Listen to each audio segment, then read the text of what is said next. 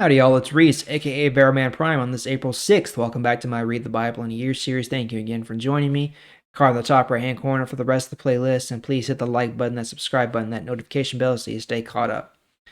So, yesterday we saw one of the darker points in David's history, probably the darkest moment in his history, where David commits several sins. He commits adultery with Bathsheba, the wife of one of his officers, Uriah. He tries to cover it up by having Uriah brought home so that he can sleep with Bathsheba to cover up her pregnancy, but Uriah refused. And so, in the end, David plotted Uriah's death by having him go to a very particularly bloody battle against the Ammonites, and Uriah ends up dying. And then David, of course, takes Bathsheba for his own wife in order to just kind of, in his mind, smooth things out. But of course, as we all know, that this is not over between him and the Lord. So let's pick it up there in chapter 12, 2 Samuel, starting in verse 1. The Lord sent Nathan to David. Nathan went to him and said, "There were two men in a city. One man was rich, but the other man was poor. The rich man had lots of sheep and cattle, but the poor man had nothing except one little female lamb that he bought. The poor man fed the lamb, and the lamb grew up with this poor man and his children. She ate from the poor man's food and drank from his cup. The lamb slept on the poor man's chest. The lamb was like a daughter to the poor man." Then a traveler stopped to visit the rich man. The rich man wanted to give food to the traveler, but he did not want to take any of his own sheep or cattle to feed the traveler. No, the rich man took the lamb from the poor man and cooked it for his visitor. David became very angry with the rich man. He said to Nathan, "As the Lord lives, the man who did this should die. He must pay 4 times the price of the lamb because he did this terrible thing and because he had no mercy." Verse 7. Then Nathan said to David, "You are that rich man. This is what the Lord, the God of Israel, says. I chose you to be the king of Israel. I saved you from Saul. I let you take his family and his wives, and I made you king of Israel and Judah. As if that had not been enough, I would have given you more and more. So why did you ignore my command? Why did you do what I say is wrong? You let the Ammonites kill Uriah the Hittite, and you took his wife. It is as if you yourself killed Uriah in war. So your family will never have peace. When you took Uriah's wife, you showed that you did not respect me. This is what the Lord says. I am bringing trouble against you. This trouble will come from your own family. I will take your wives from you and give them to someone who is very close to you. He will have sexual relations with your wives, and everyone will know it. You had sexual relations with Bathsheba in secret, but I will punish you so that all the people of Israel can see it." Then David said to Nathan, "I have sinned against the Lord." Nathan said to David, "The Lord will forgive you, even for this sin. You will not die, but you did things that made the Lord's enemies lose their respect for him, so your new baby son will die." Verse 15. Then Nathan went home, and the Lord caused the baby boy who was born to David and Uriah's wife to become very sick. David prayed to God for the baby. David refused to eat or drink. He went into his house and stayed there and lay on the ground all night.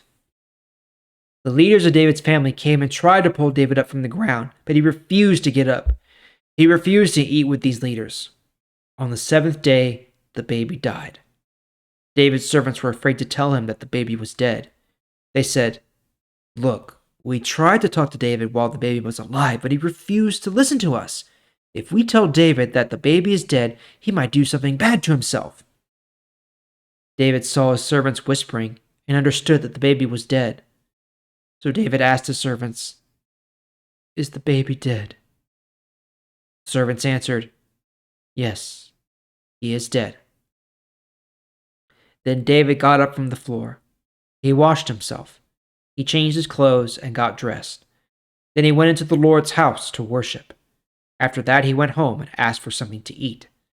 His servants gave him food, and he ate.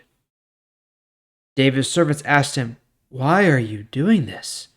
When the baby was alive, you cried and refused to eat. But when the baby died, you got up and ate food." David said, "While the baby was still living, I cried and refused to eat because I thought, 'Who knows? Maybe the Lord will feel sorry for me and let the baby live.' But now the baby is dead, so why should I refuse to eat? Can I bring the baby back to life? No. Someday I will go to him, but he cannot come back to me." Verse 24. Then David comforted Bathsheba, his wife. He slept with her and had sexual relations with her. Bathsheba became pregnant again and had another son. David named the boy Solomon. The Lord loved Solomon and sent word for Nathan the prophet to give Solomon the name Jedidiah. So Nathan did this for the Lord. All right. So, as we all know, when we do bad things, there are consequences. We are often punished, especially as kids. We're punished for when we do wrong. And here we see the consequences of David's sin. Nathan, the prophet of Israel this time, goes to David and he gives him this parable, this story about a rich man and a poor man, how the rich man takes something that was very precious from the poor man and just basically wastes it.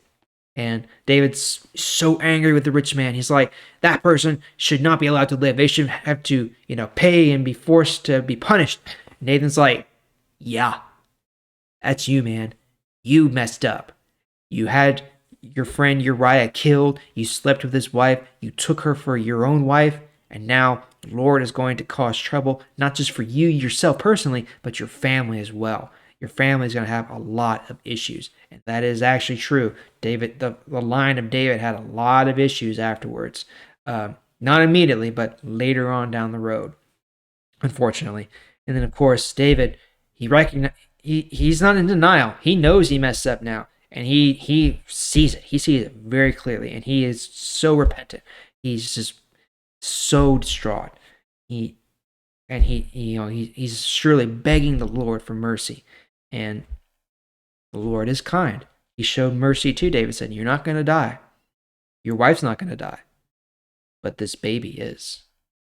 This baby that was born from sin is going to die." And of course, as anyone would be, we don't want that to happen to our own child. I certainly would not want that to happen to my child, even if God had told me that it has to happen. So David prayed, and he prayed and prayed and prayed. He refused to eat. He fasted. He did nothing except stay by that baby's side for a solid week. But in the end, the Lord's will be done, and the baby died. And of course, David, he's sad, but he also recognizes that there's nothing he can do. We can't fight against God. It's his will.